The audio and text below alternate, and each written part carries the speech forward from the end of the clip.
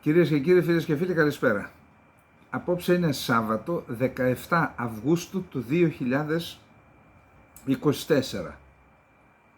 Ελάχιστοι έχουν μείνει στην Αθήνα, πιο πολλοί είναι οι ξένοι από τους Έλληνες. Σήμερα πήγα σε ένα κατάστημα παντοπολείο, ξέρετε πως τα λέμε τώρα, σούπερ μάρκετ τα λέμε, παντοπολείο, και ρώτησα την κοπέλα που είναι στο ταμείο πόσοι είναι οι Έλληνες που ψωνίζουν, πόσοι ξένοι, και μου είπε οι 9 είναι ξένοι και ο ένας Έλληνας. Αντιλαμβάνεστε, αυτό κυρίως λόγω στο κέντρο ρώτησα, κοντά στο Σύνταγμα. Εδώ υπάρχουν πολλά αυτά βραχυχρόνιας μίσθωσης διαμερίσματα, τα λεγόμενα Airbnb, και έρχονται ξένοι πολλοί, κατοικούν εδώ, δεν πηγαίνουν να φάνε έξω, τρώνε μέσα, οπότε ψωνίζουν από τα παντοπολεία. Αυτά, μια που αναφερθήκαμε στον τουρισμό, θα ήθελα να πω το εξής. Ασφαλώς, ξέρετε, συνέχεια να λες και να γκρινιάζεις δεν είναι και καλό, σε κανέναν δεν κάνει καλό. Αλλά δεν γίνεται να μην λέμε και αυτά που είναι δυνατόν έτος 2024 να αντιμετωπίζουν τα νησιά που η οικονομία τους στηρίζεται στον τουρισμό, να μην μπορούν αυτούς τους οποίους τους φέρουν από την Νορβηγία, που ξέρω εγώ, να μπορούν να κάνουν, να πληθούν, να έχει πρόβλημα λειψιδρίας. Γιατί τώρα ανακάλυψαν ότι έρχεται το πρόβλημα, και μην ακούω τώρα πράγματα που δεν στέκουν. Εγώ θέλω να σας πω το εξής, ότι έχουμε ένας συγγενής μου, έχουν μία μονάδα με αγελάδες που είναι στο βουνό Ελευθέρας Βοσκής.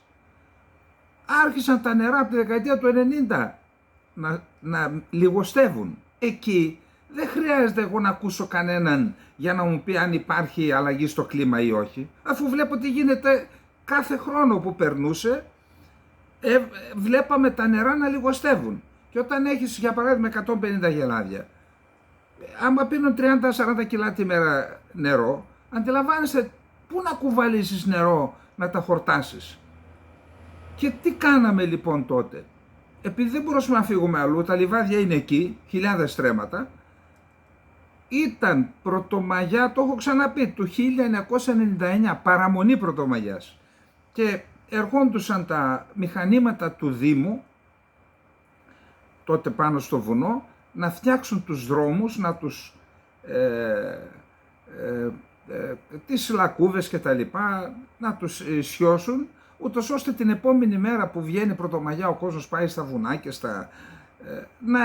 να μπορούν να κυκλοφορήσουν. Είμαι λοιπόν στο βουνό πάνω παραμονή, βλέπω ένα τέτοιο μηχάνημα χωματουργικό από αυτά που τον κατεβάζω κάτω, του λέω έλα εδώ, λέει τι, μπορείς να κάνεις διάλειμμα 1/4 τη δουλειά σου? Λέει μπορώ, πες μου. Έλα κοντά μου. Τον πήρα λοιπόν και το έδειξα ένα ρέμα στα 300 μέτρα από το κτήμα. Του λέω αυτό το ρέμα μπορείς να μου το φράξεις και να κάνουμε ένα μικρό φραγματάκι? Μα λέει το δασαρχείο. Ρε, ποιο δασαρχείο? Μπορείς? Γιατί κάνουμε κακό στο δάσος? Νερό θα φράξουμε, θα εμπλουτίσουμε τον υδροφόρο ορίζοντα, μπορεί να έρχεται καμιά πάπια το χειμώνα να κάθεται, υδροβιότοπο θα κάνουμε. Λέει εντάξει, λέω πόσο θέλεις? Είχα 80.000 δραχμές στη τσέπη μου, έβγαλα, του τα έδωσα, έκατσε σε μία ώρα λοιπόν, έκανε το φράγμα. Λοιπόν, από το 1999 μέχρι σήμερα, 25 χρόνια, αυτό το φράγμα έχει πόσους τόνους νερό, τώρα δεν ξέρω, δεν μπορώ να υπολογίσω, γιατί τώρα θέλει και μια βελτίωση, γιατί μετά από 25 χρόνια θέλει μια βελτίωση και θα το βελτιώσουμε. Μετά από αυτό λοιπόν, κάναμε και άλλα 5-6 τέτοια φράγματα και λύσαμε το πρόβλημα. Ακόμα και φέτος με συνθήκες ακραίας ανομβρίας και λειψιδρίας δεν υπάρχει πρόβλημα, γιατί φροντίσαμε. Συγγνώμη, εμείς εκεί πάνω φροντίσαμε, εσείς στα νησιά γιατί δεν φροντίσατε τόσα χρόνια? Το βλέπαμε το πρόβλημα να έρχεται. Να κάνετε μονάδες αφαλάτωσης, ούτως ώστε να είσαι μπροστά 2 βήματα από το πρόβλημα, όχι 1. Να σας πω κάτι, και η κοινωνία μας και η χώρα είναι σε κατάσταση ελεύθερης πτώσης Και μην ακούτε αυτά τα περί επιτελικού κράτους. Αυτά είναι στάχτη στα μάτια. Δεν υπάρχει κανένα επιτελικό κράτος, υπάρχουν καρεκλοκένταυροι και τζιτζιφιόγκοι που δεν έχουν καμία επαφή με την πραγματικότητα. Γι' αυτό και τα προβλήματα. Γι' αυτό και τα προβλήματα. Τα προβλήματα, ξέρετε, δεν λύνονται όταν εμφανίζονται. Τα προβλήματα λύνονται όταν τα προλαμβάνεις, όταν είσαι μπροστά από αυτά. Εντάξει, δεν λέω, άνθρωποι είμαστε, κάτι μπορεί να μην το έχουμε προβλέψει. Αλλά δεν μπορεί να είμαστε συνεχώς πίσω από τα προβλήματα και να μην είμαστε ποτέ μπροστά και να λέμε ρε φίλε το λύσαμε, όπως το παράδειγμα που σας έφερα. Είναι απαράδεκτο η Ελλάδα, γιατί βλέπω και δημοσιεύματα και διεθνώς που λένε ρε παιδιά ήρθαμε εδώ, δώσαμε τα λεφτά, τόσα λεφτά και να μην έχουμε να κάνουμε πάω στη θάλασσα, βγαίνω να μην μπορώ να κάνω ένα μπάνιο να ξεπλύνω πάνω με την αλμύρα και ξέρετε ποια είναι τα νησιά. Αρκετά είναι από αυτά. Και είπαμε δεν μπορούν να σκεφτούν πραγματικά επιτελικά, ας πάνε μια βόλτα στην Κύπρο. Να πούνε αδέρφια πώς το λύσατε το πρόβλημα. Αλλά πριν προκύψει. Τώρα διαβάζω σήμερα, λέει πολλά φράγματα, λέει τώρα προκυρήσονται. Κατόπιν εορτής. Για παράδειγμα στοιχείο υπάρχει ένα φράγμα, το οποίο μου είπε εκεί, βουλευτής της περιοχής που το ρώτησα, εσύ αυτό το φράγμα γιατί δεν το κλείνετε. Διότι λέει είναι οι κολόνες της ΔΔΕ τώρα και η ΔΔΕ δεν φροντίζει να πάρει το δίκτυο, να αλλάξει πορεία το δίκτυο για να κρατήσει νερό. Και επειδή είναι ο κάμπος της Χιού με γεωτρήσεις, έχουν πρόβλημα οι άνθρωποι. Και στοιχείο. Αν είχαν κάνει το φράγμα τόσα χρόνια καθυστερεί, επαναλαμβάνω, όπως μου είπε τοπικός βουλευτής που θεωρώ ότι και αυτός λέει και εγώ προσπαθώ να το ξεκινήσω το έργο. Και πώς ακόμα αφήνουν τα νερά των ποταμών και των χυμάρων και των ρεμάτων το χειμώνα να τρέχουν στη θάλασσα, ποτίζουμε στις θάλασσες. Πήγα πέρυσι στα Χανιά. Από τα Χανιά μέχρι το Καστέλι, κατά καλό καιρό, είδα 2-3 ποτάμια να τρέχουν νερό. Κατά καλό καιρό. Καλά λέω. Συγγνώμη, έχετε τόσα προβλήματα. Επειδή με τους κτηνοτρόφους έχω ιδιαίτερη σχέση και εγώ βοσκός ήμουνα, ξέρετε, και είμαι και μ' αρέσει. Και επειδή αυτοί οι άνθρωποι εκεί έχουν πρόβλημα με τις ζωοτροφές. Συγγνώμη λέω, αυτό το νερό, το θησαυρό που αφήνεται να τρέχει, ένα στρέμμα μυδική είναι το τριφύλι, που είναι ξερικό, εάν ποτίζεται, το ξερικό σου δίνει 1-2 χέρια στην αρχή. Αν ποτίζεται μπορεί να σου δώσει και 7 και 8 και 9 και 10 χέρια.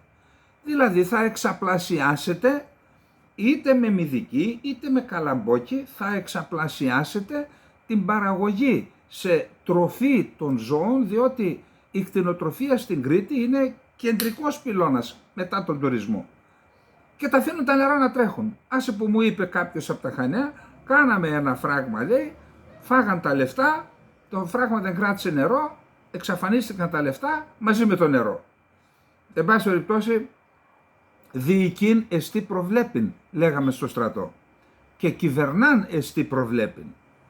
Εάν λοιπόν σταματήσουν οι πολιτικοί να ασχολούνται μόνο με την πολιτική τους επιβίωση και με τα άλλα, ξέρετε τώρα, για να μπαίνουν φτωχοί και φεύγουν πλούσιοι με 10, 15, 20, 50. Εδώ υπάρχει οικογένεια που δεν δούλεψε ποτέ εκτός πολιτικής. Πώς απέκτησαν σπίτια με 30 τουαλέτες ένα σπίτι. Πώς τα απέκτησαν αυτά. Από πού ήρθαν τα λεφτά. Ας σας πω κάτι. Δεν γίνεται. Εάν δεν αφιερώσεις τη ζωή σου σε κάτι, δεν μπορείς να πετύχεις. Εάν δεν αφιερώσεις. Αυτοί αφιερώνουν τη ζωή τους να κερδίσουν λεφτά και εκεί πετυχαίνουν. Εάν δεν αφιερώσουν τη ζωή τους να υπηρετήσουν την πατρίδα, δεν μπορούν να πετύχουν. Δεν υπάρχει περίπτωση. Όποιος έχει αφιερωθεί σε αυτό που θέλει να κάνει, είτε είναι καλλιτέχνης, είτε είναι επιχειρηματίας, είτε είναι υπηρεσιακός παράγοντας, όποιος αγαπά αυτό που κάνει, αφιερώνεται, δίνει τη ζωή του, ευχαριστιέται με αυτό που κάνει, πετυχαίνει. Δεν υπάρχει άλλος δρόμος για τους πολιτικούς παρά μόνον αυτός της εθνικής προσφοράς, της προσφοράς στο έθνος, στην πατρίδα και στην κοινωνία. Αν δεν αλλάξουν, η κοινωνία μας, σας είπα ότι είναι σε ελεύθερη πτώση. Να σας αναφέρω και ένα δεύτερο παράδειγμα. Εγώ σε χωριό γεννήθηκα. Με δάσος, μπορεί να έχουμε και 20-30 χιλιάδες στρέμματα δάσος. Το έχω ζήσει, το πρόλαβα. πρωτού καν έρθει το ρεύμα. Όταν εμείς δεν ξέραμε πυροσβεστική, τι είναι αυτό, δασική υπηρεσία, τι είναι αυτό. Είχαμε ένα δασοφύλακα που φύλαγε το δάσος, ο Θεός χωρέσουν τον Αθανάσιο, ο οποίος ήταν μέρα νύχτα μέσα στο δάσος με ένα μηχανάκι. Άλογο παλιά, μηχανάκι μετά. Εν πάση περιπτώσει, όταν έπιανε φωτιά, άκουσον. Χτύπαγε η καμπάνα και όταν χτύπαγε για φωτιά το καταλαβαίναμε όλοι. Και όλο το χωριό, άντρες πολλές φορές και γυναίκες, λες και υπήρχε μια επιτελική κατανομή με τσεκούρια, με αξίνες, με φτιάρια, γιατί και αυτά χρειάζονται να ρίξεις χώμα, με πριόνια και με διάφορα άλλα εργαλεία, έφευγαν για το βουνό. Τότε δεν υπήρχαν και ούτε τρακτέρ ούτε τίποτα, με τα πόδια ή με τα άλογα. Λοιπόν, έφευγαν με το βουνό. Εκεί λοιπόν έβλεπαν πού πάει η πυρκαγιά και αναλόγως έκοβαν δένδρα, τα έριχναν προς την πλευρά της πυρκαγιάς και εκεί τη σταματούσαν. Επαναλαμβάνω, ήταν το καλύτερο σύστημα δασοπυρόσβεσης που στηριζόταν στους ίδιους τους δημότες της κοινότητας, οι οποίοι ποτέ δεν άφησαν πυρκαγιά να τους ξεφύγει, ποτέ. Αυτή η κοινωνία έχει χαθεί, διότι μετά, δεν θέλω να πω σε ποιο νησί, υπηρετούσα σε ένα νησί και πήγαμε να σβήσουμε μια πυρκαγιά. Ως διοικητής ύλης, λόχου δηλαδή. Πήγαμε να σβήσουμε μια πυρκαγιά η οποία έκαιγε και δασική έκταση και ελαιόδενδρα. Και να σας πω και κοντέψαμε να καούμε. Δηλαδή εγώ είχα 30 άνδρες, κόντεψα να καώ. Αν δεν ήταν ο συγχωρημένος ο στρατηγός Στρατάκος να σφυρίξει, θα με είχε εγκλωβίσει. Γιατί όταν πέφτεις πάνω στη φωτιά δεν βλέπεις αν φυσήξει ο αέρας.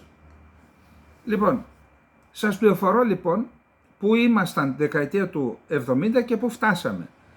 Και γυρνάμε λοιπόν ή όταν πηγαίναμε, έβλεπα τους πολίτες του χωριού να κάθονται στα καφανεία και ούζο, και όταν γυρίσαμε το ίδιο και ορισμένοι και μας κλεβάζαν κιόλας. Δεν γίνεται έτσι. Η κοινωνία έχει αλλάξει. Εντάξει, θα μου πείτε, η ανθρωπότητα αλλάζει. Το δέχομαι αυτό. Υπάρχει εξέλιξη στην κοινωνία, αλλά δεν μπορεί να είμαστε μια κοινωνία σε ελεύθερη πτώση και να βλέπουμε αυτά τα χάλια να βγαίνει φωτιά στο Βαρνάβα και να καίει όλη την Αθήνα. Και επ' αυτού η κυρία Στασινού έγραψε ένα άρθρο, μισό λεπτό λοιπόν, να δούμε τι μας λέει. Η κυρία Στασινού είναι δημοσιογράφος στην ιστοσελίδα της Ναυτεμπορικής, ανεξάρτητη, ακομμάτιστη, δεν εξυπηρετεί κομματικά ή άλλα συμφέροντα. Είναι δημοσιογράφος, αυτό που λέει η λέξη. Λοιπόν, ακούστε τι λέει. Και το άρθρο το έγραψε με αφορμή αυτά που είδαμε, την παράλυση του κράτους, να ξεκινήσει μια φωτιά από το Βαρνάβα και να φύγει μέσα σε μερικές ώρες να πάει 30 χιλιόμετρα πέρα. Και να μας λένε δικαιολογίες και ανοησίες ο ένας και ο άλλος. Ακούστε λοιπόν τι λέει. Την περίοδο των μνημονίων είχαμε συνηθίσει να ακούμε από διαδοχικές κυβερνήσεις και πρωθυπουργούς δικαιολογίες για τα όσα δεινά μας είχαν βρει, που έκαναν τους έχοντες στην εξουσία να μοιάζουν να δηλώνουν ότι εμείς είμαστε ανεύθυνοι, αναρμόδιοι, που αυτό που έλεγαν έδειχνε ότι στην ουσία δεν κυβερνούν στην πραγματικότητα. Εκείνοι έκαναν ό,τι καλύτερο μπορούσαν, δεδομένων των συνθηκών, έλεγαν. Την φοροκαταγίδα, το βαθύ μαχαίρι σε μεστούς και συντάξεις, την κατάργηση πάσης φύσεως επιδομάτων, την επέβαλαν αποκλειστικά η Τρόικα, οι θεσμοί, οι ανάλγητοι πιστωτές, η ορολογία άλλαζε με την ιδεολογία της κυβέρνησης. Εντάξει, λεξικό χωρίς γραβάτα είχε πει ο Βλαστάρης. Εκείνοι πάντως δεν τα πίστευαν αυτά που έλεγαν. Ακόμα και για τις ιδιωτικοποιήσεις ή τις μεταρρυθμίσεις, κανείς δεν ήθελε να αναλάβει την ευθύνη, κυριότητα την λένε οι ξένοι. Τις είχαν υποδείξει οι Βρυξέλλες, η Γερμανία, η Ευρωπαϊκή Κεντρική Τράπεζα, όποιος άλλος ήταν εύκαιρος στο ρόλο του κακού. Και έλεγαν αυτοί μας βάλαν να το κάνουμε, δεν έπαιρναν την ευθύνη. Και όταν έρχονταν αστοχίες, δηλώσεις του παραλόγου, τρανταχτά λάθη, που δεν μπορούσαν να αποδοθούν στους ξένους, τότε με εντολή πρωθυπουργού ερχόταν η διαγραφή των ανώριμων υπουργών βουλευτών που έκαναν άστοχες δηλώσεις σε εισαγωγικά. Εκείνη την εποχή η αντιπολίτευση και οι δημοσιογράφοι δεν μασούσαν τα λόγια στην κριτική τους. Κανείς δεν τρεπόταν να πει ότι υποτιμούν την νοημοσύνη μας όσοι ισχυρίζονται ότι για όλα φταίνε κάποιοι τρίτοι ή η κακιά ώρα. Στα δημοσιογραφικά γραφεία συνηθίζαμε μάλιστα να σχολιάζουμε ότι αν αυτό ισχύει δεν πρέπει να γράφουμε πια για πρωθυπουργούς, αλλά για φερόμενους ως πρωθυπουργούς, όπως λέμε ο φερόμενος ως δράστης. Οι περισσότεροι τότε αντιλαμβάνονταν την ανάγκη για κριτική. Έπρεπε να κάνουμε κριτική, λέει η δημοσιογράφος. Δεν αντιμετώπιζαν όσους την ασκούσαν ως παράλογους, ψεκασμένους ή προδότες που απλά θέλουν να υπονομεύσουν την εικόνα της χώρας στο εξωτερικό, κατηγορίες που ακούμε συνεχώς την τελευταία διετία. Όποιος κάνει κριτική, το λένε παράλογο, ψεκασμένο, προδότη που θέλει να κάνει κακό και να υπονομεύσει την εικόνα της χώρας. Αυτό το λένε για το κράτος δικαίου και τις υποκλοπές. Τις ακούμε στην κριτική για το σκάνδαλο των υποκλοπών, για την τραγωδία στα Τέμπη, για αυταρχικές πρακτικές που δεν συνάδουν με μια χώρα με κράτος δικαίου και πιο πρόσφατα στα εύλογα ερωτήματα για το πόσο απελπιστικά κινήθηκε ο κρατικός μηχανισμός στον πύρινο όλεθρο που σάρωσε την Αττική ή για το τι έχει γίνει ή δεν έχει γίνει στον τομέα της πρόληψης και ποια είναι τέλος πάντων η διαθεσιμότητα των εναέριων πυροσβεστικών μέσων. Όσοι αμφισβητούν την άρρωστη οργάνωση και λειτουργία του περιβόητου επιτελικού κράτους σε εισαγωγικά, είναι απλά κακοπροαίρετοι και μικρόψυχοι. Αυτά διαβάζουμε σε επίσημες δηλώσεις, σε ανεπίσημες αναρτήσεις, σε κάθε είδους προπαγανδιστικό μέσο. Εδώ ταχώνει στους συναδέλφους της δημοσιογράφους, αλλά δεν θέλει να το πει γιατί και κόρακος κοράκου δεν βγάζει μάτι. Κάποια στιγμή τους δημοσιογράφους που αμαυρώνουν την εικόνα και την έννοια του δημοσιογράφου, αυτού του λειτουργήματος, του κορυφαίου λειτουργήματος για την οικονομία, την κοινωνία, το κράτος, το έθνος, την πατρίδα, η δημοσιογραφία είναι κορυφαίο λειτουργήμα. Κάποια στιγμή πρέπει οι πραγματικοί δημοσιογράφοι, αυτούς που αμαυρώνουν αυτό το λειτουργήμα, να τους γάμουν στη σέντρα. Όσοι αμφισβητούν λοιπόν την άρεστη, λέγονται, είπαμε πως, οργάνωση και τους αρίστους κτλ. Σε αυτό το αφήγημα υπάρχει μια παλαιού τύπου μυρολατρεία. Προσέξτε, η φύση μας εκδικείται και δεν μπορούμε να κάνουμε κάτι γι' αυτό. Είτε η υπόνοια ότι οι πολίτες πληρώνουν δικά τους λάθη. Δηλαδή, τι πήγες και χτες μες στο δάσος. Ναι, έχει ευθύνη ο πολίτης. Το κράτος δεν έχει. Και άντε, της έδωσε ένας, τα έχω πει αυτά εδώ. Έδωσε κάποιος είτε δασάρχης είτε πολεοδόμος άδεια. Άλλαξε η κυβέρνηση. Γιατί δεν πάει εκεί να ζητήσει ευθύνες από τον πολεοδόμο, από τον δασάρχη, αλλά και από τον πολίτη. Και από τους τρεις. Έλα εδώ.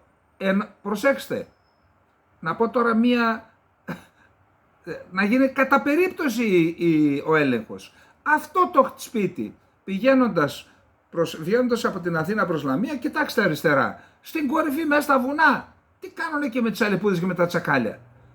Ποιος το έδωσε αυτό, το συγκεκριμένο. Έλα εδώ. Πότε δόθηκε? Το 1998. Επιπίου Δημάρχου, επιπίου Πολεοδόμου και επιπίου Δασάρχη. Και αρχίζει το κουβάρι να ξετυλίγεται. Δεν το έκαναν ποτέ. Ξέρετε γιατί? Για να μην τους κυνηγήσουν μετά τους ιδίους που θα έκαναν τα ίδια και κάνουν και συνεχίζουν να κάνουν. Βασική ευθύνη όμως έχουν οι θεσμικώς εμπλεκόμενοι και τελευταία ευθύνη έχει και ο ίδιος ο πολίτης που πάει και χτίζει μέσα σε ένα δάσος σε σχέση με το νόμιμο ή το παράνομο. Τώρα την ευθύνη την οικογενειακή την έχει αυτός που πηγαίνει και βάζει τα παιδιά του σε ένα σπίτι που είναι μέσα στο δάσος, που ξέρει ή οφείλει να ξέρει ότι αν γίνει κάτι και δεν έρθει το κράτος που ξέρει πώς λειτουργεί, οφείλει να ξέρει πώς λειτουργεί, θα κάψει τα παιδιά του εκεί μέσα. Εντάξει. Αλλά η ευθύνη είναι του κράτους και των κρατικών λειτουργών. Λοιπόν,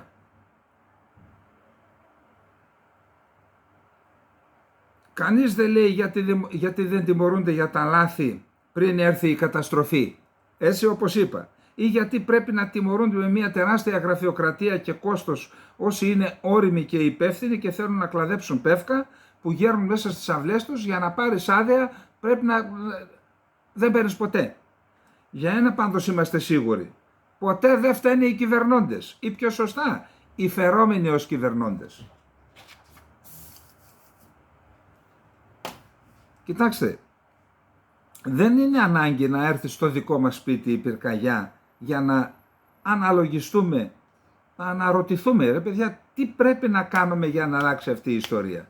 Δεν είναι ανάγκη να έρθει η λειψιδρία στο δικό μας σπίτι, στη δική μας κοινότητα, να καούν τα πάντα, όχι από την πυρκαγιά, από την ξηρασία, να έρθει το φάσμα της πείνας για να αρχίσουμε να αναρωτιόμαστε.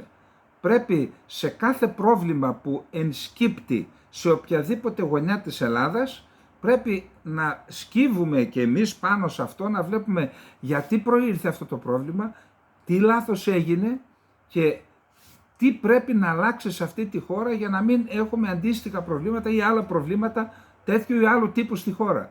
Εάν δεν προβληματιστούμε με αυτό, δυστυχώς κάθε χρόνο, θυμάστε πέρυσι τι έγινε στον Εύρο. Δεν μπορείτε να φανταστείτε τη βιβλική καταστροφή, γιατί πήγα στην Αλεξανδρούπολη και πήγα και είδα και μου είπαν οι τοπικοί βιβλική καταστροφή. Απλά επειδή είναι μακριά από την Αθήνα δεν. Όσο δε για την πυρκαγιά στο όρος Όρβιλος και Μενίκιο, να σας ενημερώσω. Έσβησε με τη βροχή. Μετά από 26 μέρες. Ομολογώ ότι υπήρχαν προβλήματα, από ό,τι μου είπαν εκεί ο αντιπεριφερειάρχης και τα λοιπά. Δηλαδή υπήρχαν και ναρκοπαίδια, περιοχές που δεν μπόρεσαν να άρουν τα ναρκοπαίδια, οπότε αυτές απαγορεύεται να κινηθείς εκεί μέσα. Εν πάση περιπτώσει, 26 μέρες, ό,τι προβλήματα και να υπάρχουν, 26 μέρες είναι πολλές. Και ήρθε η βροχή, την έσβησε την πυρκαγιά. Από ό,τι μου είπαν σήμερα, δεν φαίνεται απέναντι στον Όρβιλο καπνός. Λοιπόν, αυτά, να περάσουμε στο δεύτερο θέμα. Αυτά είναι τα δικά μας που είπαμε, να πάμε τώρα της Μέσης Ανατολής. Πάμε τώρα στα της Μέσης Ανατολής, δηλαδή Ισραήλ, Ιράν, Χεσμολάχ, Χαμάς και ό,τι άλλο. Λοιπόν, μετά την εξόντωση του Φουάτ Σούκρ, δηλαδή του νούμερο 2 στην ουσία της Χεσμολάχ ή του φερόμενου ως αρχηγού της στρατιωτικής πτέρυγας της Χεσμολάχ, και μετά από λίγες ώρες την δολοφονία, την εξόντωση του Χανίγε στην Τεχεράνη,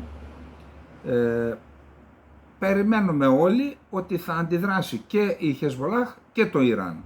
Και όταν λέμε περιμένουμε όλοι, εννοώ περιμένουμε με βάση τα στοιχεία που διαβάζουμε από τον τύπο, είτε τον Ιρανικό, είτε τον Λιβανέζικο, είτε τον Ισραηλινό, τον Αμερικάνικο, τον διεθνή τύπο, και όλα έδειχναν ότι και οι δηλώσεις αξιωματούχων, ακόμα και του ιδίου του Biden, του Blinken, ότι περιμένουν χτύπημα και από τη Χεσμολάχ και από το Ιράν.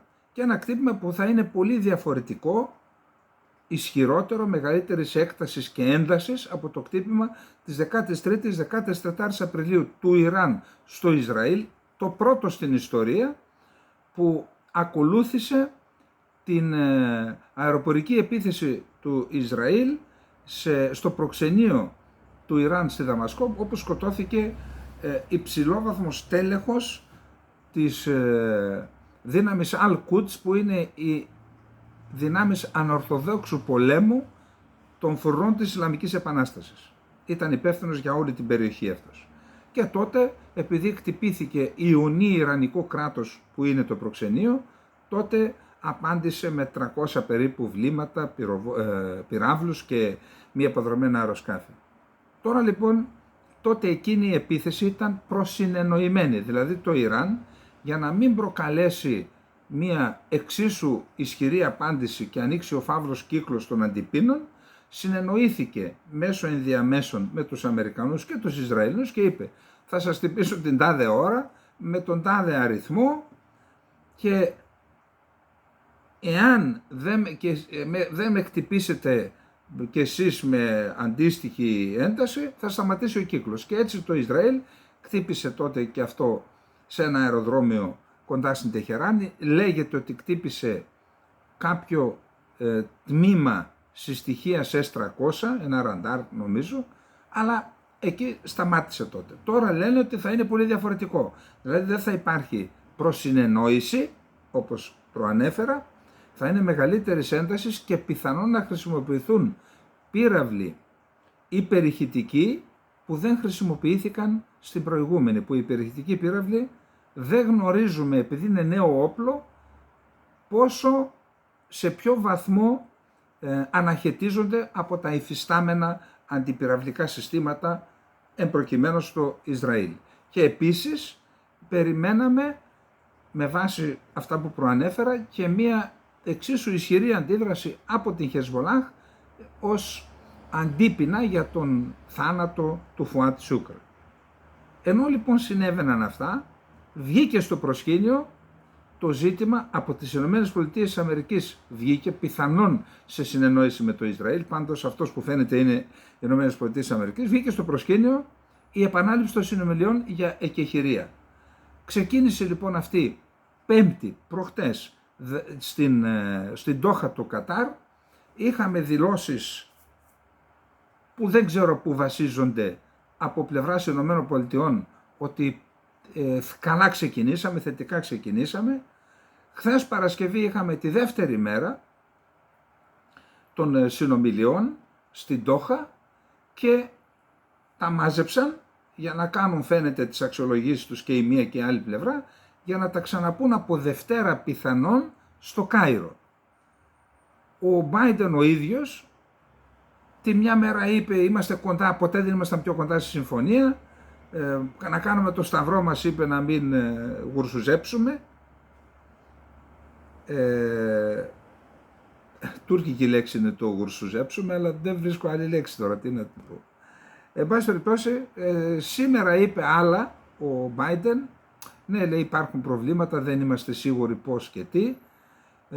Η Χαμάς κατηγορεί και τις ΗΠΑ και το Ισραήλ ότι παραπλανούν τον κόσμο, δεν είμαστε κοντά στη συμφωνία.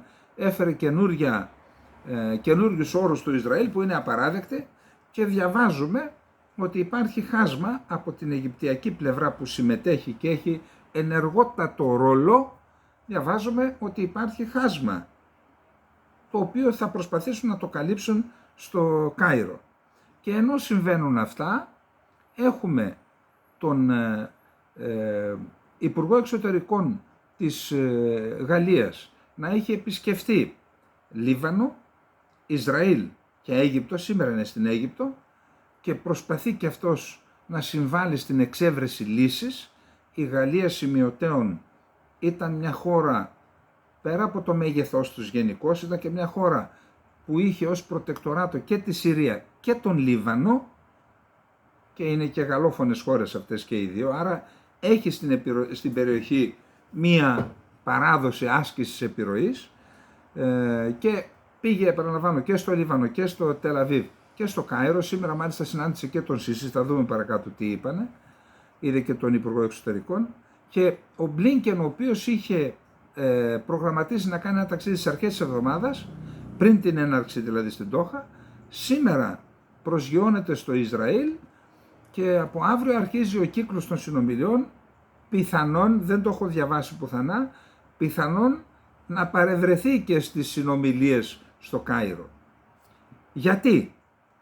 Πιστεύω ότι καταρχάς δεν ξέρουμε ποιος και τι θα επικρατήσει, γιατί η Χαμάς έχει δηλώσει εγώ δεν δέχομαι νέους όρους, και εκεί που ξεκίνησε αυτή η διαδικασία ως ένα, αν θέλετε, τέχνασμα για να φρενάρει η απάντηση του Ιράν και του Χεσβολάχ, και ξέρετε όσο φρενάρει και όσο περνάει ο χρόνος φεύγει και η οργή, γίνεσαι πιο σκεπτικός μετά και πιο όριμος στην απάντηση που θα δώσεις. Αυτό το πέτυχαν.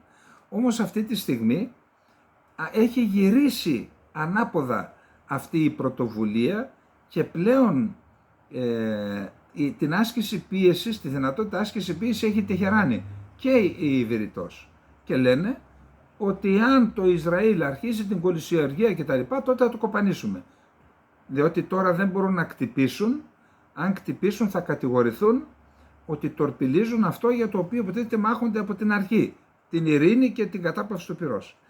Τώρα, ενώ συμβαίνουν αυτά, συνεχίζονται οι βομβαρδισμοί από το Ισραήλ, Μάλιστα είχαμε σε ένα σπίτι, χτυπήθηκε μια οικογένεια 15 άτομα, οι περισσότεροι γυναίκες και παιδιά από τους 15, και είχαμε και μια επίθεση αεροπορική του Ισραήλ στο νότιο Λίβανο με 9 νεκρούς νομίζω και 5 τραυματίες, από τους οποίους παιδιά, κάποιοι ήταν γυναίκες και παιδιά.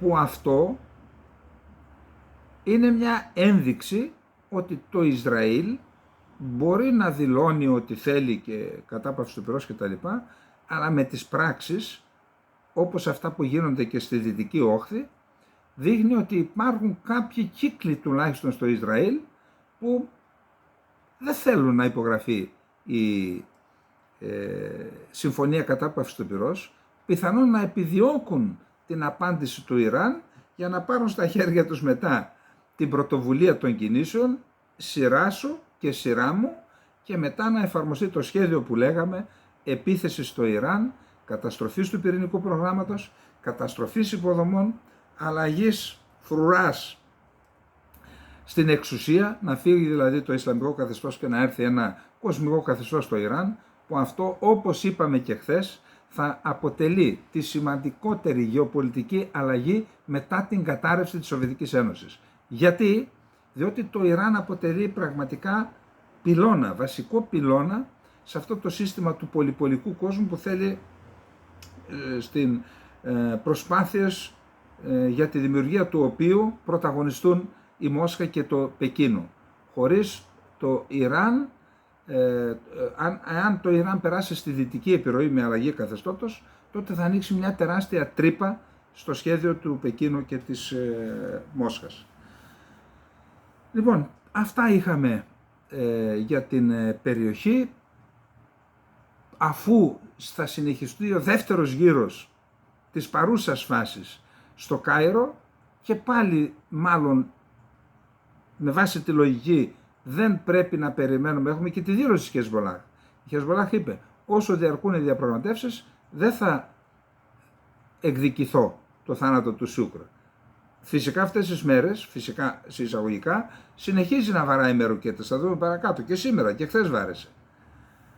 Λοιπόν, άρα μέχρι να ξαναδούμε τι γίνεται στο Κάιρο, μπορούμε, τουλάχιστον εμείς που έχουμε την ευθύνη της ενημέρωσης, γιατί οφείλω να σας πω τις πρώτες μέρες ξύπναγα κάθε ώρα, κάθε 2 ώρες για να δω έγινε η επίθεση, για να είμαστε από τους πρώτους που θα κάνουμε ένα έκτακτο να σας ενημερώσουμε. Τώρα κοιμόμαστε πιο ήσυχοι τα βράδια μέχρι να.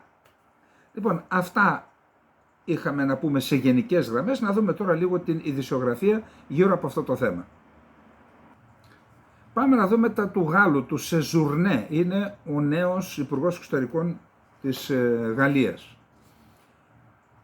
Ο επικεφαλής της γαλλικής διπλωματίας, Στεφάν Σεζουρνέ, συζήτησε σήμερα στο Κάιρο με τον Αιγύπτιο ομόλογό του τις ενεξελίξει διπλωματικές προσπάθειες για την επίτευξη συμφωνίας κατάπαυσης του πυρός ανάμεσα σε Ισραήλ και Χαμάς στη Γάζα, δήλωσε ο εκπρόσωπος της Αιγυπτιακής διπλωματίας Αχμέτ Αμπού Ζέιν.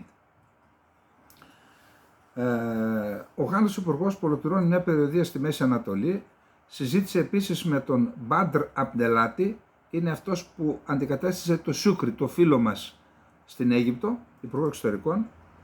Συζήτησε λοιπόν με τον Αμπντελάτη τρόπους να αποφευθεί μια κλιμάκωση στην περιοχή, όπου οι εντάσεις έχουν αυξηθεί λόγω της συνέχισης του πολέμου στη Γάζα, διευκρίνησε ο εκπρόσωπος του Αιγυπτιακού ΥΠΕΞ.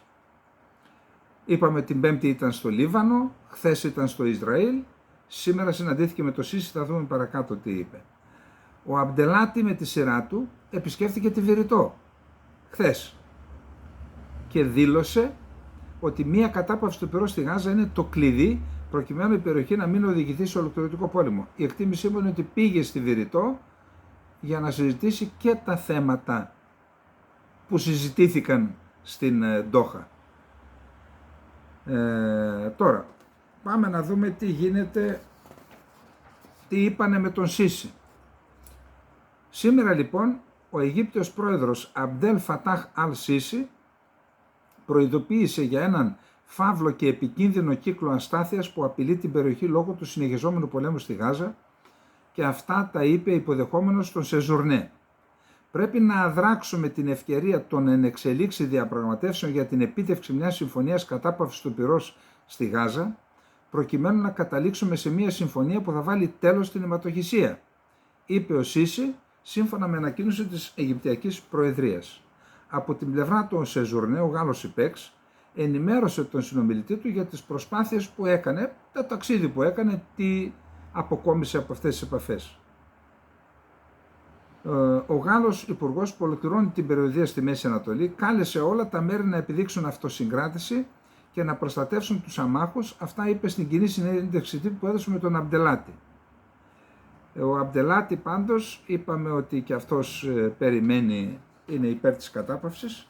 Στο σημείο αυτό να πω ότι εξ όσων πληροφορούμαστε υπάρχει έντονος προβληματισμός στο Ελληνικό Υπουργείο Εξωτερικών για τις προσπάθειες που καταβάλει η Τουρκία να ενισχύσει τους δεσμούς και τις σχέσεις της με την Αίγυπτο, υπόψη ότι υπάρχουν πολύ σοβαρές επενδύσεις της Τουρκίας στην Αίγυπτο. Η Αίγυπτος έχει ανάγκη από επενδύσεις, είναι πολλές δεκάδες χιλιάδες είναι οι εργαζόμενοι τουρκικές επιχειρήσεις. Δεν ξέρω τι άλλο κομίζει ο Φιντάν που ήταν προχθές στο Κάιρο. Πάντως η ελληνική διπλωματία παρακολουθεί με ενδιαφέρον. Αυτό δεν αρκεί, πρέπει να είσαι μπροστά από τις εξελίξεις. Άμα τρέχεις από πίσω θα γίνει όπως με τις φωτιές. Μπροστά από τις εξελίξεις. Πώς το λένε στα αγγλικά, proactive. Εντάξει. Λοιπόν, πάμε να δούμε τώρα παρακάτω. Πολύ νεκρό Ισραηλινό χτύπημα σημειώθηκε σήμερα στο νότιο Λίβανο, στην πόλη Ναμπατίγια. Σύμφωνα με το Υπουργείο Υγείας του Λιβάνου, έχουμε 9 νεκρούς, μεταξύ των οποίων είναι μία γυναίκα και τα 2 παιδιά της, ενώ υπάρχουν και 5 τραυματίες, 2 από τους οποίους σοβαρά. Οι Ισραηλινές ενόπλες δυνάμεις ανακοίνωσαν ότι το αεροπορικό πλήγμα είχε στόχο αποθήκη όπλων της Χεσμολάχ και επίσης σε άλλες επιχειρήσεις ο Ισραηλινή αεροπορία έπληξε στρατιωτικές δομές της οργάνωσης της περιφέρειας Χανίν και Μαρούν Ελ Ρας κοντά στα σύνορα των 2 χωρών. Ο Χαμενεή, θρησκευτικός ηγέτης και το στιβαρό χέρι στο Ιράν, εξηγεί σε πιστούς σήμερα τη σημασία της αντιμετώπισης ενός σκληρού εχθρού. Η υποχώρηση, εκτός και αν πρόκειται για τακτική υποχώρηση, λέει, όπως κάνουν τώρα, θα προκαλούσε θεϊκή οργή εναντίον του πιστού και του μουσουλμανικού έθνους.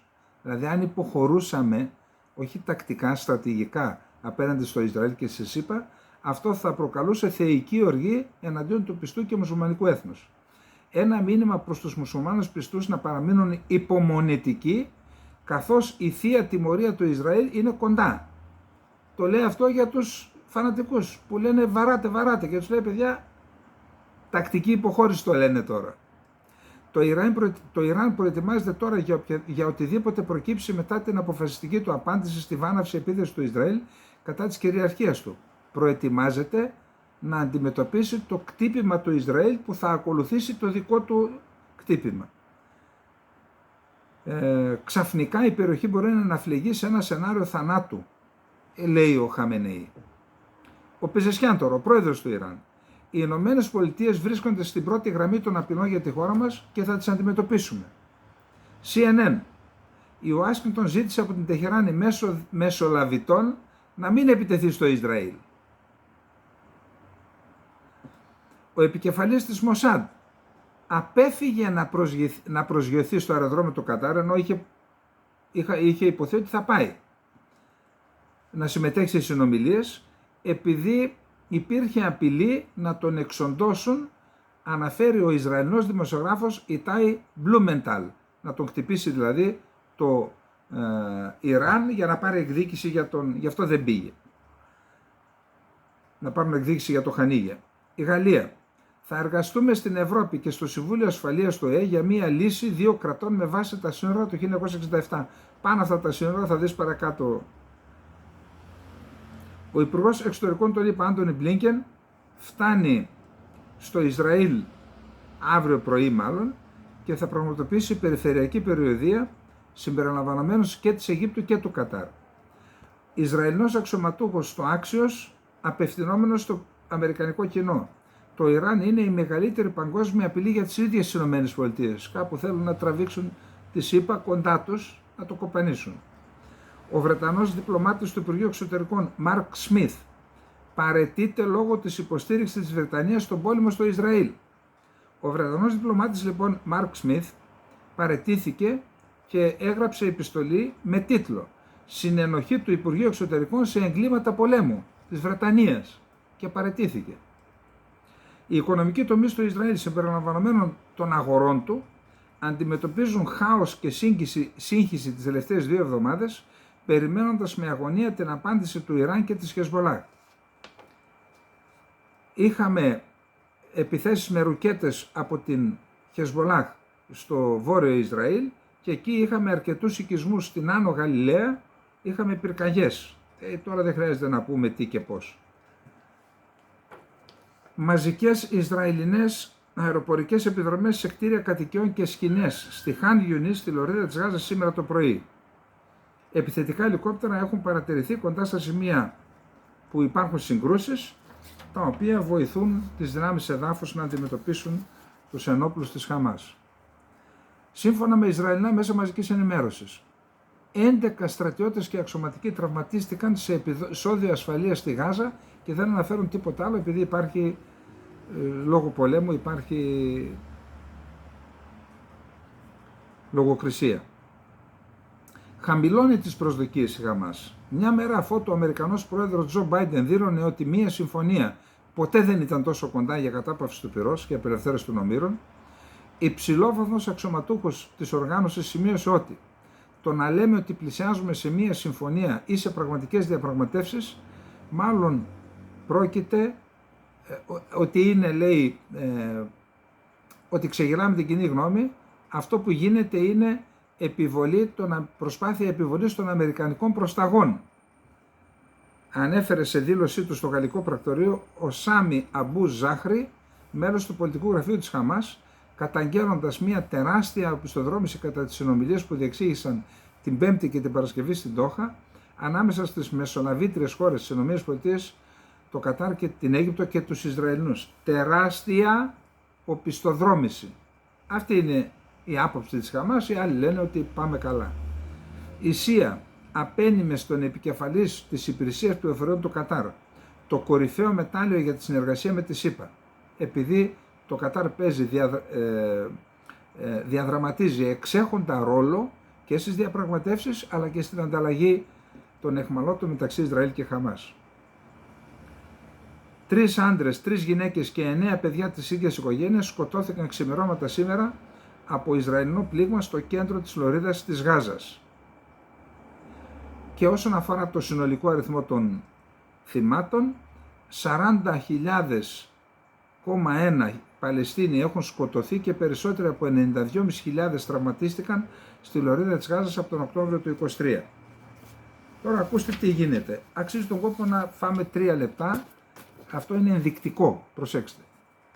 Υπάρχει ένας υπουργός που είναι ακραίος εθνικιστής, σιωνιστής, που λέγεται Μπεζαλέλ Σμότριτς, ο οποίος είναι υπουργός οικονομικών και αυτός που έχει αναλάβει το έργο της εγκατάστασης περισσότερων επίκων στη Δυτική Όχθη, αλλά και στη δημιουργία τέτοιων οικισμών που θα αποκόψουν την γεωγραφική συνέχεια μεταξύ της Ανατολικής Ιερουσαλήμ και της Δυτικής Όχθης. Από τα ακροδεξιά περιθώρια της Ισραηλινής πολιτικής σκηνής ζητούσε επί χρόνια την προσάρτηση της Δυτικής Όχθης.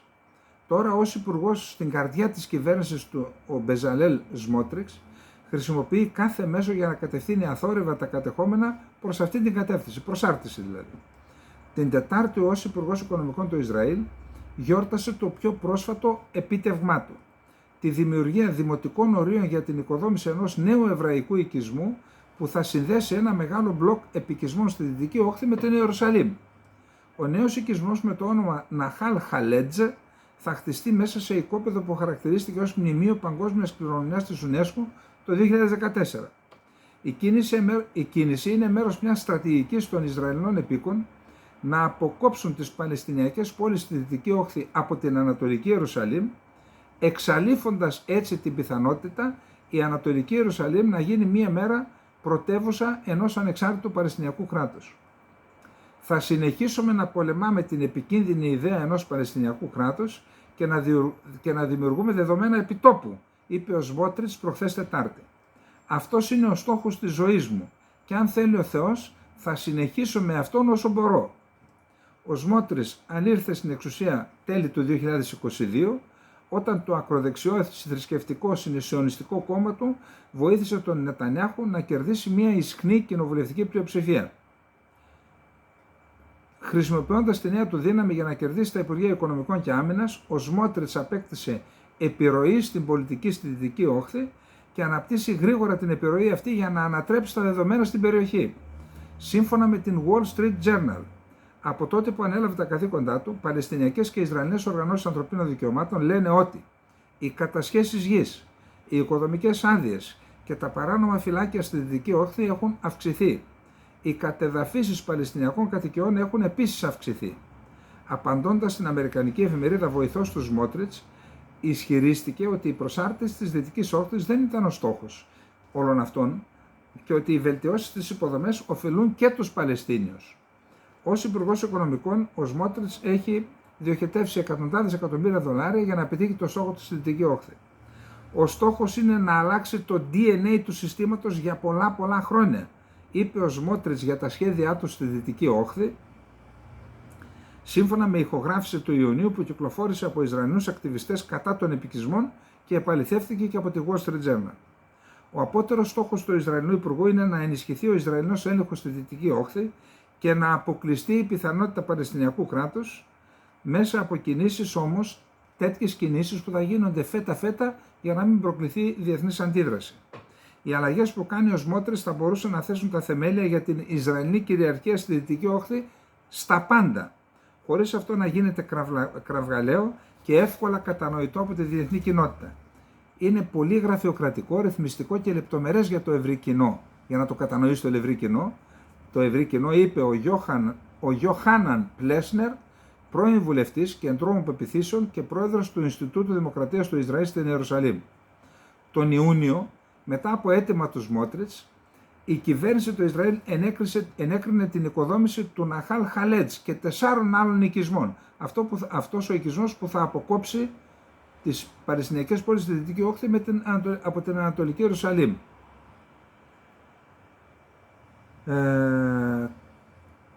Ο Σμότριτς, λέει, έχει επιβλέψει τη δημιουργία ενός πολιτικού σώματος που ονομάζεται Διοίκηση Επικισμών με σαρωτικές εξουσίες για πολιτικά ζητήματα συμπεριλαμβανομένες της οικειοποίησης γης στη Δυτική Όχθη, της επέκτασης των οικισμών και της έκδοσης αδειών για κατασκευή. Οι αλλαγές άνοιξαν το δρόμο για τον χαρακτηρισμό σχεδόν 6.000 στρεμμάτων γης στη Δυτική Όχθη, την ονόμασε κρατική γη του Ισραήλ. Αυτό ανοίγει το δρόμο για μελλοντικούς οικισμούς σε αυτές τις περιοχές. Μέχρι στιγμής φέτος έχει κατασκευθεί περισσότερη γη από ότι τις τελευταίες 3 δεκαετίες, ανέφερε η Ισραηλινή Οργάνωση Επικισμού Peace Now. Χιλιάδες χιλιόμετρα δρόμοι έχουν κατασκευαστεί, επεκτείνοντας την εμβέλειά τους βαθύτερα στην επικράτεια. Λοιπόν, αυτά υπόψη ότι ό,τι κάνει ο Σμότριτς στη Δυτική Όχθη, αυτά που κάνει ο Σμότριτς είναι αυτά που κάνουν οι Τούρκοι στα κατεχόμενα. Και εκεί η Ελλάδα δεν μπορεί να ακολουθεί πολιτική 2 μέτρων και 2 σταθμών, ή είμαστε κατά του σφετερισμού κατεχόμενης γης ή δεν είμαστε.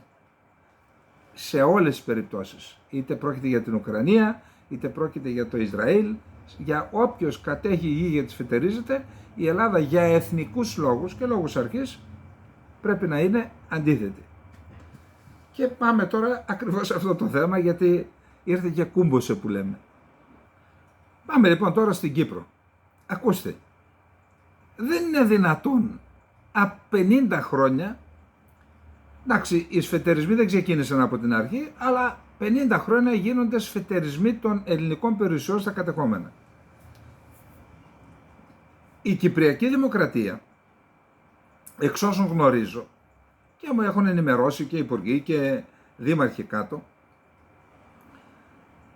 έχει, επειδή υπάρχει και κτηματολόγιο στην Κύπρο, όλες οι περιουσίες των Τουρκοκυπρίων είναι απολύτως προστατευμένες.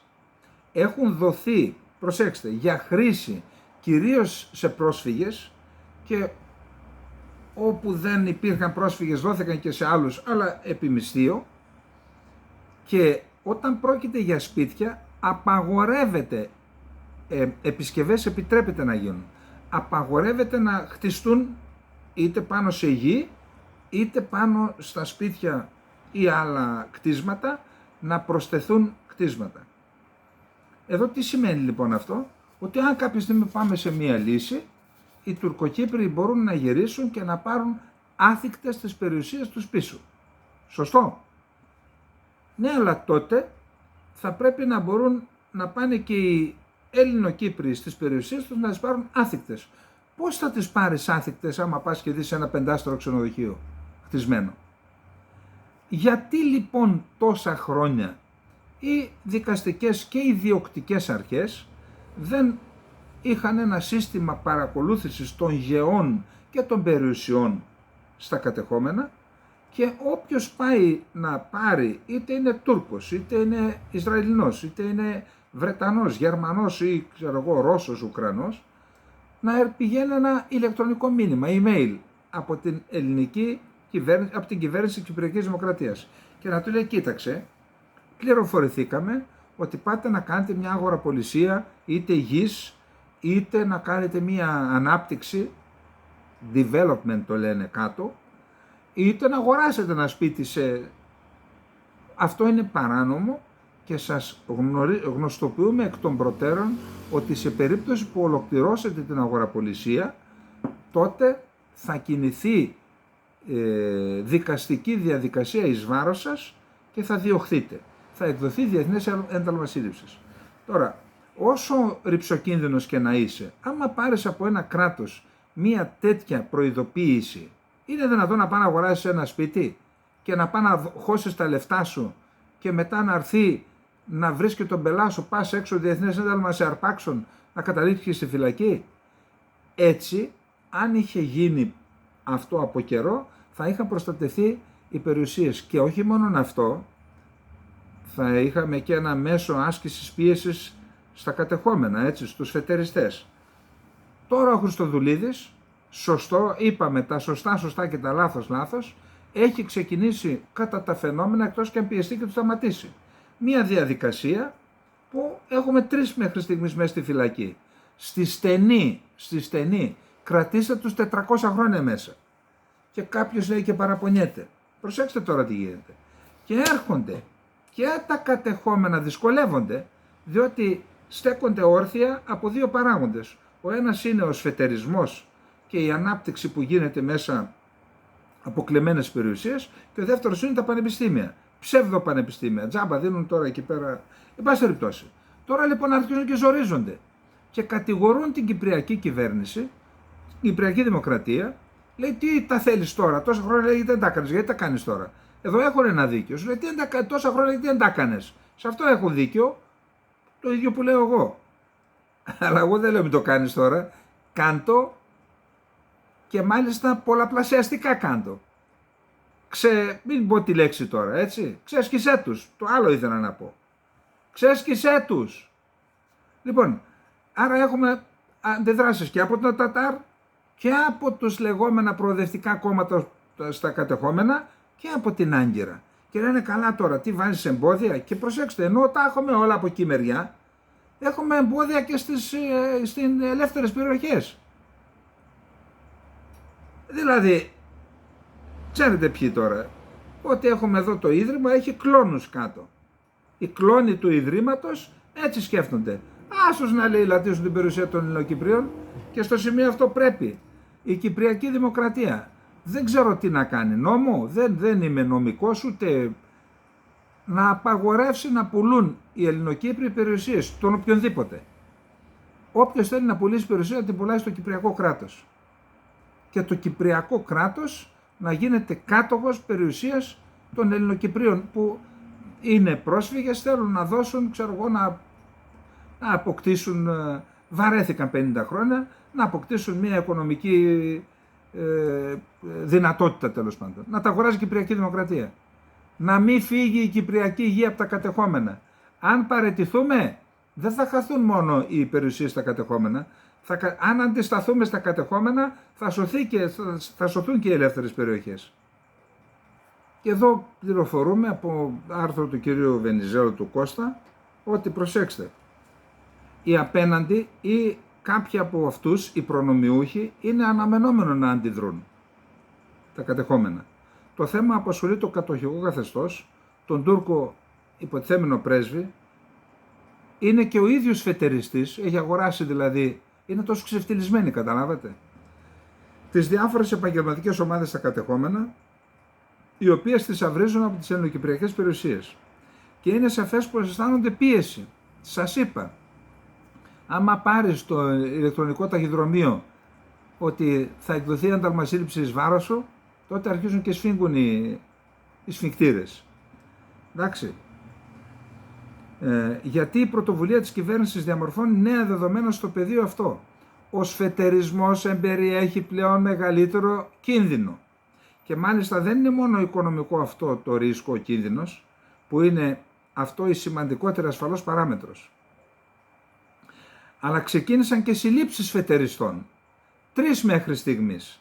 Πρώτος ήταν ο 74χρονος επιχειρηματίας από το Ισραήλ Σιμών Αϊκούτ, ο οποίος θεωρήθηκε και μεγάλο ψάρι σε εισαγωγικά. Ο κύριος αυτός, ο οποίος τελεί υποκράτηση, παραπονιέται συνεχώς για τις συνθήκες στις κεντρικές φυλακές και φωνάζει δια των δικηγόρων του για το άδικο της σύλληψής του.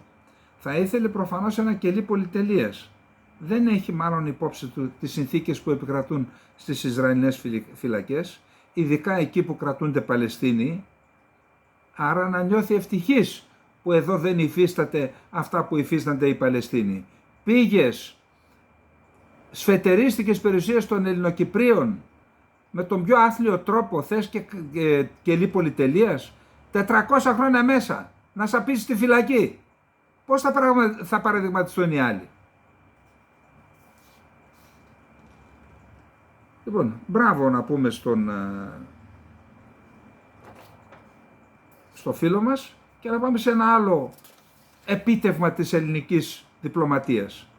Στις 17 Ιουλίου του 2024, δηλαδή 3 μέρες πριν από την 50η επέτειο της τουρκικής εισβολής στην Κύπρο, στη Σύνοδο των Μονίμων Αντιπροσώπων των χωρών μελών της Ευρωπαϊκής Ένωσης, το ΚΟΡΕΠΕΡ, εγκρίθηκαν δισεκατομμύρια ευρώ ως βοήθεια προς την Τουρκία, με πρόταση του Προέδρου της Ευρωπαϊκής Επιτροπής Ursula von der Leyen εκ μέρους της Επιτροπής. Είναι προϋπολογισμός της Ευρωπαϊκής Ένωσης για το 2025. Υπήρξε ομοφωνία. Δηλαδή, Ελλάδα και Κύπρος υποστήριξαν τη χρηματοδότηση της Τουρκίας, μας λέει ο κύριος Γιαννάκης Ομήρου, πρώην πρόεδρος της Βουλής των Αντιπροσώπων στην Κύπρο.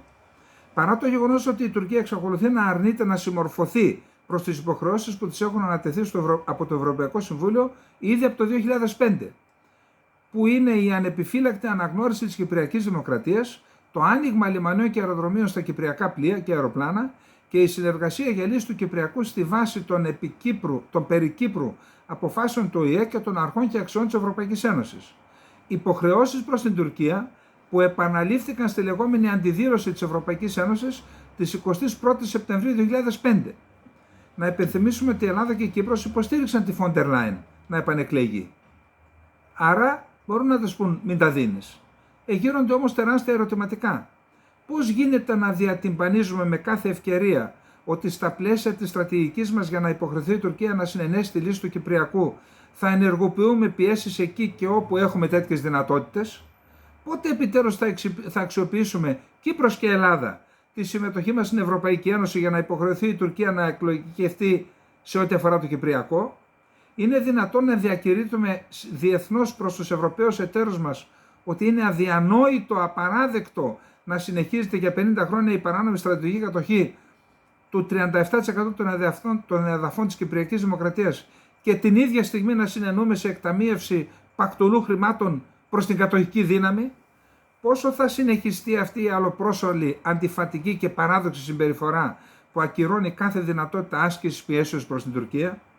Οι βαρύγδοπες δηλώσεις για τα 50 χρόνια της εισβολής και της κατοχής δεν συμβιβάζονται, δεν εναρμονίζονται και δεν είναι συμβατές με πολιτικές επιβράβευσης στην Τουρκία της Τουρκίας από την Ελλάδα και την Κύπρο. Σημείωση πρώτη. Το πλέον ακατανόητο είναι το γεγονός ότι στα κονδύλια που προτείνονται για την Τουρκία περιλαμβάνεται ειδική χρηματοδότηση για την προενταξιακή πορεία της Τουρκίας. Παρά το γεγονός ότι το 2005 το Ευρωπαϊκό Συμβούλιο ρητά αποφάσισε ότι η Τουρκία πρέπει να εκπληρώσει συγκεκριμένες υποχρεώσεις, τις είπαμε παραπάνω, για να έχει ενταξιακή πορεία. Αφού δεν τις εκπληρώνει, γιατί τις δίνεις λεφτά, για να τις επιβραβεύσεις που δεν υπακούει στα κελεύσματα της Ευρωπαϊκής Ένωσης? Είναι αυτή η αξιόπιστη πολιτική από πλευράς της Ευρωπαϊκής Ένωσης? Σημείωση δεύτερη. Η έγκριση του σχεδίου προϋπολογισμού της Ευρωπαϊκής Ένωσης για το 2025 αναμένεται να τεθεί προς έγκριση από τα μέλη της 13 Σεπτεμβρίου. Υπάρχει ακόμα περιθώριο για δεύτερες σκέψεις σε Αθήνα και Λευκοσία. Να σας πω κάτι.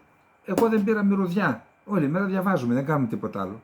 Αν δεν διάβαζα τον Ομήρου, δεν θα έπαιρνα μυρωδιά γι' αυτό. Αλλά ποιος θα μας δώσει εμάς μήνυμα, σήμα, όταν οι δημοσιογράφοι είναι αυτοί που είπε η κυρία Στασινού, και όταν τα μέσα μαζικής ενημέρωσης είπαμε, και όταν τα κόμματα είναι σε καλοκαιρινή ραστόνη? Είναι δυνατόν να κοιμούνται τα κόμματα, να κάνουν διακοπές τα κόμματα? Δηλαδή τι, το κλείσαμε το μαγαζί που λέγεται Ελλάδα? Να πάμε τώρα στα θέματα των ΗΠΑ, απλά να πούμε, που δεν σχετίζεται, αλλά επειδή το είδα έτσι εν ρηπή οφθαλμού, είδα ότι ο Ισραήλ Κάτς έκανε μία ανάρτηση πάλι με τον Ερντογάν, που έχει τα λεφτά από τα δολάρια. Κάτι ξέρει ο Κάτς. Τρελαίνεται τα δολάρια ο Ερντογάν. Τρελαίνεται. Άλλη φορά θα σας πω λεπτομέρειες. Τέλος πάντων, και λέει στον Ερντογάν ότι πλακώνεται ο Ερντογάν με τους γιους του Χανίγια, γιατί υπάρχουν 3 δισεκατομμύρια δολάρια της Χαμάς σε τουρκικές τράπεζες και οι γη πήγαν τώρα να τα διεκδικήσουν και ο Ερντογάν λέει όχι. Τι γίνεται ρε με αυτά τα 3 δις, ποιος θα τα πάρει τελικά? Πάμε, Ηνωμένες Πολιτείες Αμερικής. Ο Biden δεν τον νοιάζει πια και έχει αρχίσει να λέει την αλήθεια. Αυτό που με ανησυχεί και αφορά τις ιδιαιτερότητες είναι ότι ξαναγράφουμε την ιστορία. Την ιστορία την έγραψε, την ξαναγράφουν διάφορα κέντρα και εκεί και εδώ, γνωστά κέντρα, όσο ήσουν πρόεδρος. Τώρα που φεύγεις το θυμήθηκες, ότι ξαναγράφουν την ιστορία. Γκρεμίζουν τα αγάλματα επειδή ήταν λευκοί, αναθεωρούν τα διδακτική ύλη που αναφέρεται στην αρχαία ελληνική και ρωμαϊκή γραμματεία. Τέτοια έσχη κάνουν διάφοροι εκεί πέρα. Ο Σόρος και τα παιδάκια του. Δημοσκόπησε το New York Times σε 4 βασικές πολιτείες. Η Χάρις προηγείται του Τραμπ στην Αριζόνα με 5% και στη Βόρεια Καρολίνα με 2%. Ο Τραμπ προηγείται της Χάρις στη Νεβάδα με 1% και στη Τζόρτζια με 4%. Η Χάρις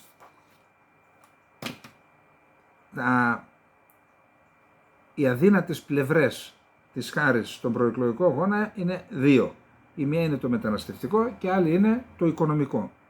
Γιατί? Διότι όντως, εδώ λέει, είπε σήμερα ο Κέννεντι, ο τρίτος ανεξάρτητος υποψήφιος, λέει το 1/4 των Αμερικανών πάνε για ύπνο το βράδυ νηστικοί, δεν έχουν να πληρώσουν για να φάνε.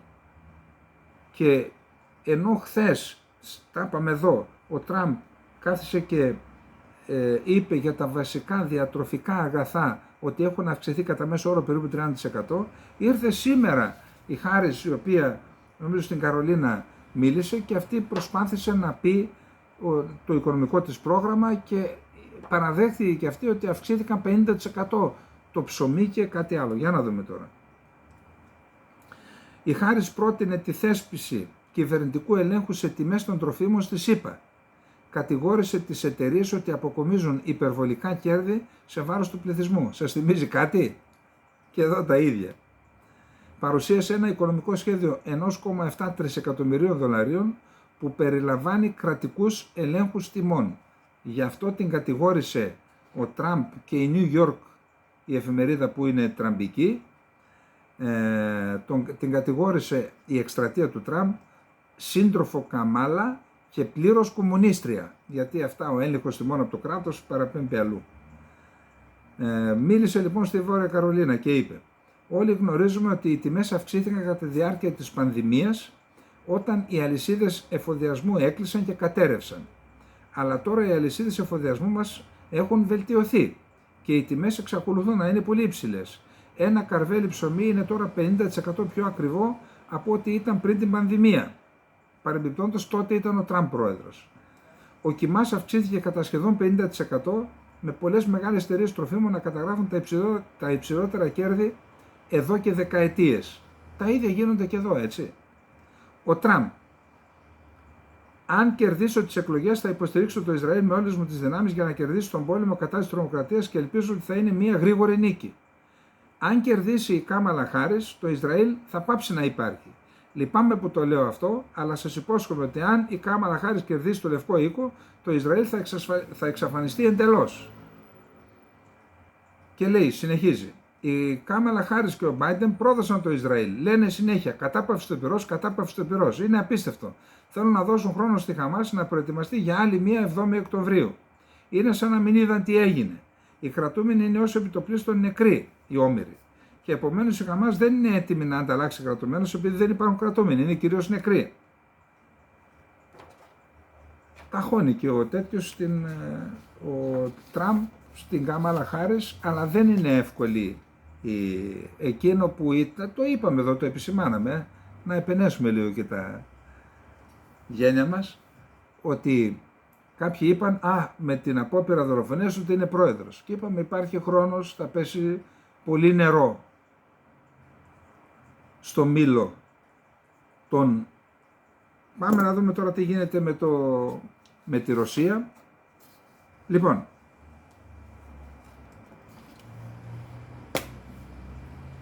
το είπαμε και χθες, η επιχείρηση στο Κούρσκ είναι μια τακτική νίκη των Ουκρανών.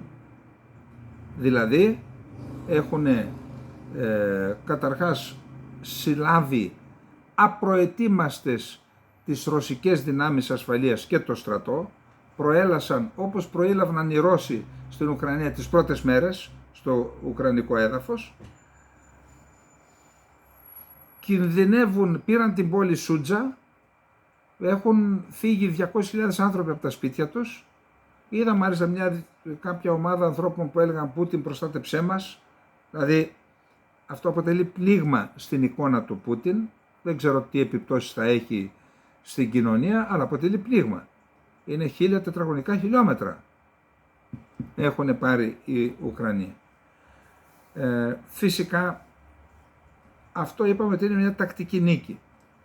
Πιθανόν λοιπόν να είχαν ως στόχο, ένας από τους στόχους να ήταν επειδή είναι σε πίεση κυρίως στο Προκόρσκ και όχι μόνο, αλλά κυρίως στο Προκόρσκ, είναι σε πίεση οι ουκρανικές δυνάμεις, πιθανόν να προσδοκούσαν να αποσύρει δυνάμεις από τα μέτωπα στην Ουκρανία για να στείλει στο Κούρσκ να πάρουν μια ανάσα, για να σταματήσει να καταλαμβάνει κρίσιμες περιοχές ο ρωσικός στρατός. Μέχρι στιγμής κάτι τέτοιο δεν έγινε.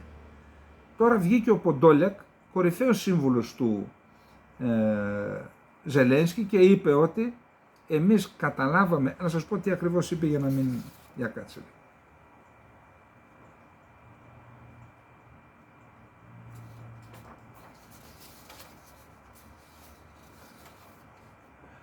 Η εισβολή της Ουκρανίας στην περιοχή του Κούρσκ χρειαζόταν για να αναγκάσει τη Ρωσία να προσέλθει σε δίκαιες ειρηνευτικές συνομιλίες, είπε ο Μιχαήλ Ποντόλιακ, δικαιολογώντας την πρόσφατη διασυνοριακή εισβολή του Κιέβου και υποστηρίζοντας ότι ήταν απαραίτητο να πιέσει τη Μόσχα για να ξεκινήσει δίκαιες ειρηνευτικές συνομιλίες.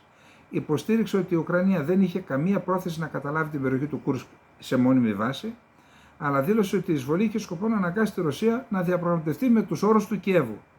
Πρέπει να επιφέρουμε σημαντικές τακτικές ήττες στη Ρωσία για να την υποχρεώσουμε να καθίσει στο τραπέζι των διαπραγματεύσεων, έγραψε ο Ποντόλιακ στο Telegram. Τώρα, εκπρόσωπος της Ρωσικής Υπηρεσίας Ασφαλείας κατηγόρησε την Ουκρανία ότι οι Ουκρανικές ένοπλες δυνάμεις σκοπεύουν να επιτεθούν στους πυρηνικούς σταθμούς στο Κούρσκ και στη Ζαπορίζια, με την Μόσχα να λέει ότι η απάντηση στην επίθεση στον πυρηνικό σταθμό στο Κούρσκ θα είναι άμεση. Η Ρωσική Ομοσπονδία θα απαντήσει άμεσα και στεναρά εάν το Κίεβο εφαρμόσει τα σχέδιά του και οδηγήσει σε ραδιενεργό καταστροφή σε ευρωπαϊκό έδαφος, ανακοίνωσε του Υπουργείου Άμυνας της Ρωσίας. Τώρα, ο Ζελένσκι δήλωσε: ο στρατηγός Ολεξάνδρ Σίρσκι μου ανέφερε ενίσχυση των θέσεων των δυνάμεών μας στην περιφέρεια Κούρσκ και επέκταση της σταθεροποιημένης περιοχής. Έγραψε ο Ζελένσκι στο Telegram αφού συναντήθηκε με τον Σίρσκι. Από την πλευρά του, το Ρωσικό Υπουργείο Άμυνας σημείωσε ότι σήμερα απόθεσε τον Ουκρανικό στρατό σε 3 κοινότητες στην περιφέρεια Κούρσκ. Κατηγόρησε την Ουκρανία ότι σχεδιάζει να επιτεθεί στον πυρηνικό σταθμό του Κούρσκ και να επιρρύψει την ευθύνη στη Μόσχα για αυτή την πρόκληση, όπως μετέδωσε το Interfax. Το Υπουργείο ανέφερε ότι η Ρωσία θα απαντήσει σκληρά σε περίπτωση τέτοιας επίθεσης. Τώρα, οι ΗΠΑ φέρονται να είναι αυτές που εμποδίζουν τη Βρετανία να δώσει την άδεια στην Ουκρανία να χρησιμοποιήσει τους Storm Shadow μέσα στο ρωσικό έδαφος. Οι Βρετανοί διαβουλεύτηκαν για αυτό το θέμα με το Παρίσι, με την ΗΠΑ. Εδώ και μέρες είναι το αίτημα στο Λευκό Οίκο, ακόμα δεν πήραμε απάντηση. Δεν αρνήθηκε, αλλά δεν πήραμε ακόμα απάντηση, λένε οι Βρετανοί. Έχουμε κινητικότητα και στο λευκορωσικό στρατό, ο οποίος πηγαίνει κοντά στα σύνορα με την Ουκρανία, δεν ξέρω για ποιο λόγο. Εδώ κάτι που αφορά τον κύριο Δένδια. Η Ουκρανία παρουσίασε έναν εξυγχρονισμένο αντιπλοϊκό πύραυλο R-360 Νεπτούν, Ποσειδώνας δηλαδή. Το βεληνικές του πυράβλο έχει αυξηθεί από τα 300 στα 1000 χιλιόμετρα. Για να κοιτάξτε τι γίνεται εδώ πέρα. Κοιτάξτε τι γίνεται εδώ, γιατί αν πέσουν αυτά στα χέρια της Τουρκίας λόγω των ειδικών σχέσεων του Υπουργού Άμυνας της Ουκρανίας, που είναι πράκτορας της ΣΜΙΤ, τότε στο Αιγαίο θα έχουμε πολύ δύσκολα προβλήματα, μεγάλα προβλήματα σε περίπτωση που. Το Βερολίνο φέρεται να περιορίσει τη στρατιωτική βοήθεια προς το Κίεβο, διότι δεν υπάρχουν χρήματα στο προβλέψει στον προϋπολογισμό για κάτι τέτοιο. Λοιπόν, τώρα και μια καινούργια πληροφορία. Για να δούμε. Μια καινούργια πληροφορία. Washington Post. Συνήθως αξιόπιστη, έτσι. Η επίθεση των Ουκρανικών ενόπλων δυνάμεων στην περιοχή του Κούρσκ διέκοψε τις μυστικές διαπραγματεύσεις Ρωσίας-Ουκρανίας που θα ξεκινούσαν στο Κατάρ για μερική κατάπαυση του πυρός. Όπως αναφέρει ο Washington Post, επικαλούμενοι διπλωμάτες που γνωρίζουν την πρόοδο των διαπραγματεύσεων, αντιπροσωπείες από Ουκρανία και Ρωσία έπρεπε να συναντηθούν στην Ντόχα τον Αύγουστο για συνομιλίες που θα μπορούσαν να τερματίσουν τις αμοιβαίες επιθέσεις σε ενεργειακές υποδομές. Το Κατάρ θα ενεργούσε ως διαμεσολαβητής και είχε ήδη συναντηθεί χωριστά με το Κίεβο και τη Μόσχα για αυτό το θέμα. Οι προετοιμασίες για τις συνομιλίες έχουν ξεκινήσει εδώ και περισσότερους από 2 μήνες και απομένουν να συμφωνηθούν μόνο μικρές λεπτομέρειες. Τώρα τεινάχθηκαν στον αέρα. Ψάξτε να βρείτε ποιος βρίσκεται πραγματικά πίσω από αυτή την επίθεση. Ο Ζελένσκι δήλωσε ότι θα δίνουμε ουκρανική υπηκότητα και διαβατήριο σε όσους ξένους πολεμούν στην λεγεώνα των ξένων της Ουκρανίας εναντίον της Ρωσίας και θα δίνουμε και στους ιδίους αλλά και στις οικογένειές τους ως επιβράβευση για τον αγώνα που κάνουν υπέρ της Ουκρανίας και εναντίον της Ρωσίας. Λοιπόν, αυτά είχαμε να πούμε για απόψε. Καλό Σαββατοκύριακο εύχομαι, καλά μπάνια όσοι είστε σε βουτιές. Εμείς είμαστε εδώ, συνεχίζουμε. Μέχρι αύριο λοιπόν να είστε όλες και όλοι καλά. Καληνύχτα.